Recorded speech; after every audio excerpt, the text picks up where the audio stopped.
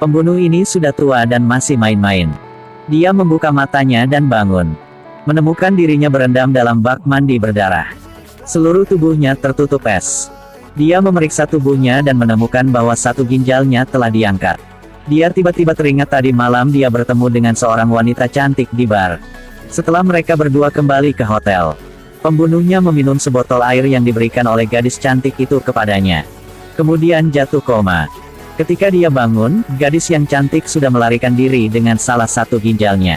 Pembunuhnya membuka koper di bawah tempat tidur. Pistol di dalamnya telah menghilang. Dia buru-buru menelepon seorang teman lama untuk meminta bantuan. Ketika dia baru saja menutup telepon, dia menemukan formulir persetujuan transplantasi ginjal yang disimpan di lemari. Ada juga setumpuk uang dan selembar kertas.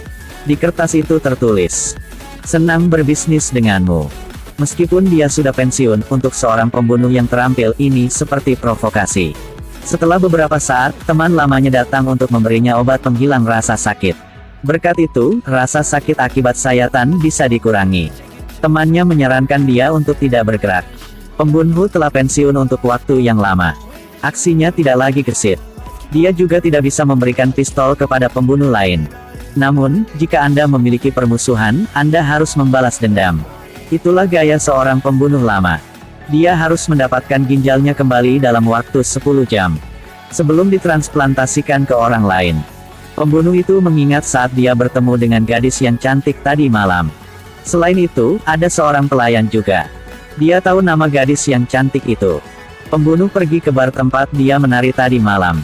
Pada awalnya, dia dengan sopan meminta pelayan untuk mengatakan yang sebenarnya. Tapi pelayan itu dengan sombong memanggil Antek untuk membantunya.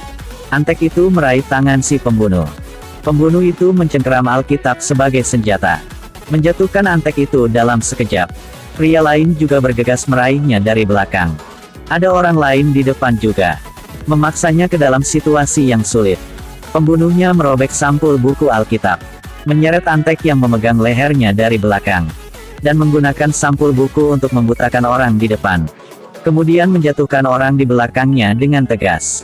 Melemparkan tendangan ke mulutnya yang membuatnya jatuh ke tanah. Meskipun dia terlihat cukup tua, dia masih sangat agresif. Dia dengan mudah mengalahkan semua penjaga keamanan, preman di bar. Dia menangkap bartender. Menggunakan Alkitab untuk mencerahkannya. Tercerahkan, dia katanya. Gadis cantik yang bersamanya tadi malam bernama Ana. Bekerja di klub bawah tanah. Klub ini terus berganti posisi setiap hari. Dia tidak tahu alamat tepatnya. Pembunuh itu melepaskan pelayan.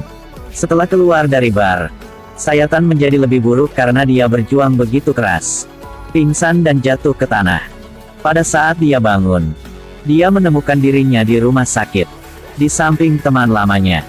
Temannya pasti telah menyelamatkannya. Tepat saat ini, di luar pintu muncul seseorang. Itu saudara si pembunuh. Kakaknya adalah seorang profesor di universitas. Ternyata pembunuh ini datang dari luar negeri untuk mencari saudaranya. Karena kakak laki-laki memiliki anak perempuan yang sakit parah. Sangat membutuhkan ginjal untuk memperpanjang umur. Satu-satunya orang yang bisa mendonorkan ginjal adalah dia. Jadi pembunuh tidak ingin terlambat. Bergegas keluar dari kamar rumah sakit dengan 2 botol morfin. Terus mencari orang di balik ini. Temannya mengeluarkan tablet. Menunjukkan kepada mereka gambar kamera lalu lintas. Dan menemukan mobil yang Ana masuki. Mereka menemukan gadis yang cantik. Mereka bertiga pergi ke klub bawah tanah. Pembunuh masuk sendirian. Sekelompok wanita berbaris di depan. Dia membuat panggilan telepon. Benar saja, dia menemukan Ana. Ginjalnya diam-diam diambil olehnya. Akhirnya menemukan tempat persembunyiannya. Ana tahu dia tidak bisa melarikan diri. Dengan patuh mengikuti pembunuh itu ke dalam gudang. Ana memohon belas kasihannya. Mencuri ginjal bukanlah sesuatu yang ingin dia lakukan. Seorang di balik ini sudah memaksanya untuk melakukannya. Setelah itu, seseorang menodongkan pistol ke mereka berdua dari belakang. Dia adalah orang di balik mengendalikan Ana, Drake. Drake akan menembak. Saudara laki-laki pembunuh itu tiba-tiba masuk. Pria yang tidak pernah memegang pistol seperti dia mengancam Drake. Dan memintanya untuk membiarkan mereka pergi. Pembunuh itu memanfaatkan kesempatan untuk menendang laras. Lalu dengan cepat menghindari peluru. Dua tembakan menusuk tepat ke dada salah satu kaki tangan Drake. Dia berbalik, mengetuk pria lain di tempat. Drake tahu dia tidak bisa mengalahkan pembunuh. Jadi dia mengambil kesempatan ini, dan bergegas untuk melarikan diri. Pembunuh mengejarnya. Drake mengeluarkan sebuah bom petir dari sakunya, dan menjatuhkannya tepat di depan si pembunuh. Bom petir meledak. Cahaya dan ledakan yang kuat mencegah pengejaran pembunuh. Mereka telah kehilangan mangsanya. Mereka kembali ke mobil dan mendiskusikan rencana baru. Kakaknya yang bijak mengatakan, sama seperti putrinya, pencuri ginjal akan ada dalam daftar transplantasi itu. Mereka hanya perlu mendapatkan daftarnya. Bisa mencari tahu siapa di balik ini. Kakaknya menggunakan hubungannya untuk menemukan peretas. Mendapat daftar transplantasi ginjal dari peretas. Dia menemukan seorang Inggris yang kaya. Golongan darahnya cocok dengan 83% putrinya. Penyakit persisten pada usia 76 tahun. Orang itu sangat mungkin pelakunya di balik ini.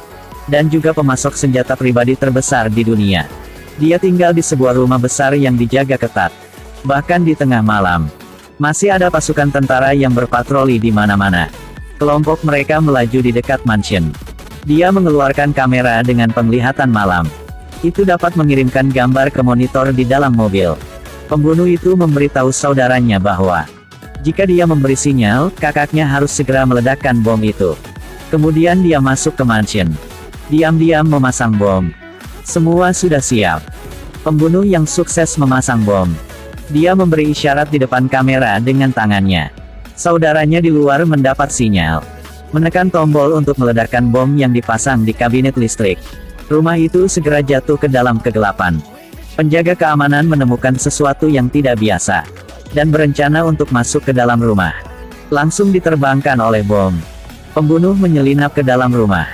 Dia berjalan dalam kegelapan seperti hantu, menjatuhkan satu demi satu prajurit. Tiba-tiba, catu daya darurat berfungsi. Posisi pembunuh terungkap. Dikelilingi oleh puluhan pria. Saudara laki-laki di luar dengan cemas mengemudi mobil bergegas ke dalam rumah. Melempar granat di depan pintu. Ledakan itu mengalihkan perhatian penjaga untuk membantu si pembunuh. Dalam sekejap mata, si pembunuh bergegas menjatuhkan mereka. Pembunuh itu pergi ke lantai 2. Sangat mudah untuk menemukan orang kaya. Dia terlihat sangat tenang. Karena bawahannya Drake sudah mengangkat pistolnya di belakangnya sebelumnya. Pada saat kritis, pembunuh itu tiba-tiba jatuh dan menginjak kaki Drake. Dan nyaris menghindari peluru. Mengunci tangan Drake. Menendang pistol dari tangannya. Mereka berdua bertarung dengan sengit. Drake dengan cepat mendapatkan kembali keuntungannya. Setelah beberapa saat dia menjatuhkan pembunuh itu ke tanah. Menikam kakinya dengan pisau. Tepat saat ini, kakak laki-laki muncul lagi. Kali ini, dia menembak dan membunuh Drake. Pembunuh itu menangkap orang tua kaya itu. Namun segera, saudaranya mengetahui bahwa kondisinya tidak seperti seseorang yang baru saja menerima transplantasi ginjal. Dia melepas bajunya. Memang benar tidak ada sayatan untuk transplantasi ginjal. Ginjal tidak ada di tubuhnya. Pembunuh itu pergi ke kamar sebelah.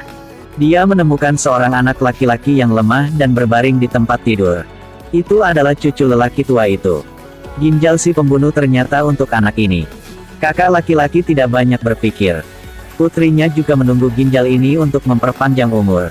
Dia ingin segera menembak bocah itu. Pembunuh itu dengan cepat membujuk saudaranya. Dengan kata-kata dari lubuk hatinya. Sangat tidak mungkin untuk membunuh anak laki-laki yang tidak bersalah. Ragu-ragu untuk sementara waktu. Saudara memutuskan untuk tidak menarik pelatuknya. Dia sedih.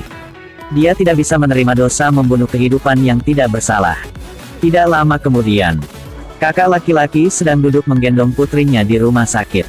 Pembunuh berdiri di luar pintu menonton. Dan masih ada rahasia yang kecil di antara mereka.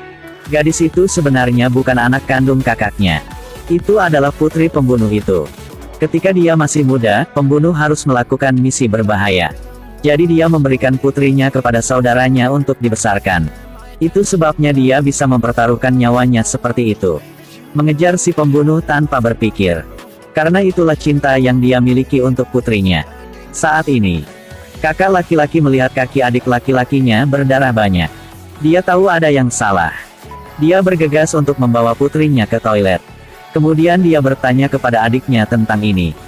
This thing is not human. Sambil bertarung dengan antusias, dia ditusuk dengan pisau. Karena dia ingin menemukan ginjal untuk menyelamatkan putrinya.